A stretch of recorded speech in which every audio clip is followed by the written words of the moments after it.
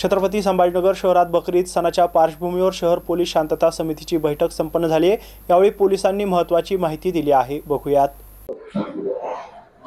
नमस्कार, मी पोलीस निरीक्षक निर्मला परदेसी, पोलीस स्टेशन सिटी चौक येथे बकरी ईद येणाऱ्या सणानिमित्त शांतता समितीची बैठक घेतली।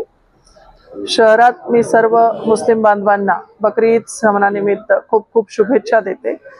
आणि आजची बैठक घेण्याचं एकच नियोजन होतं की जे आपल्या बकरी ईद सणाला कुर्बानीची प्रथा आहे, तर त्या कुर्बानीच्या याच्यामध्ये जे शासनाकडून प्रतिबंधित केलेले जनावर आहेत त्याची कत्तल होणार नाही, यासाठी आपण त्यांना प्रथम सूचना दिलेल्या आहेत की असं कत्तल करणं हा कायद्याने गुन्हा आहे, म्हणून आपण ती कत्तल करू नये।